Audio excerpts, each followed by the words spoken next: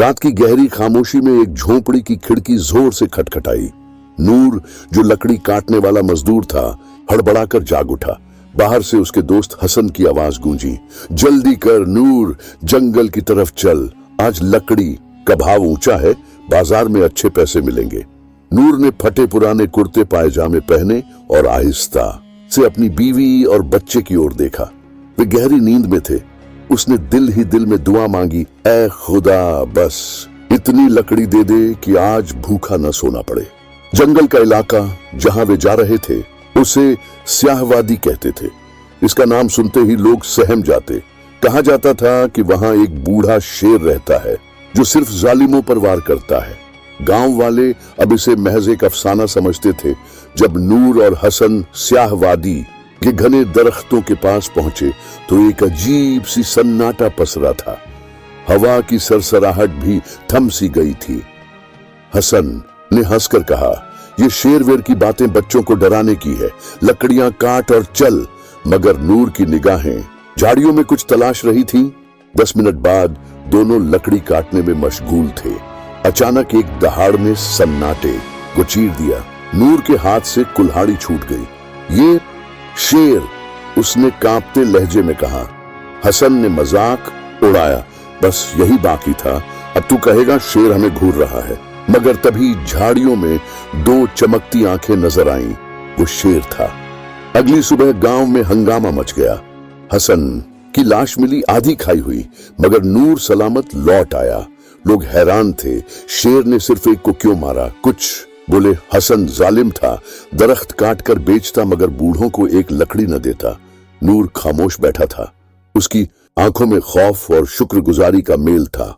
उसी रात गांव के चौधरी ने ऐलान किया, आज के बाद जो स्याहवादी जाएगा शेर के इंसाफ के लिए तैयार रहे। दिन गुजरे। हसन की मौत ने गांव में दहशत फैला दी। मगर हर कहानी में एक ऐसा शख्स होता है जो खुद को सबसे अक्लमंद समझता है। गांव में वो था नवाब जफर, दौलतमंद, मगरूर और बेरहम। उसने ठहाका लगाया, शेर बस एक जानवर, मेरी बंदूक की एक गोली काफी है। गांव के बुजुर्गों ने रोका, नवाब साहब वो आम शेर नहीं, इंसाफ करता है। मगर जफर ने बात अनसुनी कर दी। वह अपने 2 नौकरों और बंदूकों के साथ स्याहवादी रवाना हुआ। रात गहरा चुकी थी। जफर एक दरख्त के पीछे छिपा था। अचानक पत्तों की सरसराहट सुनाई दी। फिर झाड़ियों से एक विशाल साया निकला।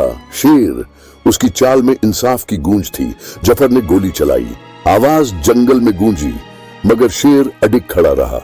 जफर का चेहरा खौफ से पीला पड़ गया। शेर ने धीरे धीरे कदम बढ़ाए। जफर चीखा, रुक, मैं नवाब जफर हूं। शेर ठिठक गया। एक पल को सन्नाटा छाया। फिर शेर ने जफर के नौकरों पर हमला कर दिया। जफर हक्का बक्का देखता रहा। सुबह जफर लौटा, कपड़े फटे, चेहरा जर्द। वह मस्जिद में गया, गांव वालों के सामने बैठा और बोला, मैंने शेर को देखा और अपने गुनाह देखे, मैं अब वो जफर नहीं। किसी ने पूछा, शेर ने आपको क्यों छोड़ा? जफर ने कहा, मैंने गोली चलाने के बाद तौबा की। शेर ने मेरी आंखों में वो देखा जो मैंने खुद में भुला दिया था। जंगल का कानून क्या था? लोग अब शेर को खौफ से नहीं, एहतराम से याद करने लगे। दरख्त फिर से सिर उठाने लगे। मगर ये सुकून ज्यादा दिन न रहा। गांव में एक नया शख्स आया, शहर का शिकारी, अलीम खान। सुबह की धुंध में उसकी जीप गांव में दाखिल हुई। डिग्गी में बंदूकें और खंजर। मैंने जंगल के शेर मारे हैं, ये बूढ़ा शेर मेरे लिए तमाशा है, उसने ऐलान किया। गांव वालों ने रोका, ये खेल नहीं, इंसाफ है। मगर अलीम हंसा, जानवर इंसाफ नहीं करते, इंसान करते हैं। उसी शाम अलीम स्याहवादी निकल पड़ा। अंधेरा गहराने लगा। उसने एक ऊंचे दरख्त पर डेरा डाला और दूरबीन निकाली। घंटों खामोशी रही। फिर एक झाड़ी हिली। शेर का साया नजर आया। आंखें गहरी, जैसे सदियों का इल्म छुपाए हों। अलीम ने बंदूक उठाई, निशाना लगाया, मगर उंगली न हिली। शेर की नजर ने उसकी हिम्मत खा ली। अचानक शेर बैठ गया, जैसे किसी फैसले की मोहलत दे रहा हो।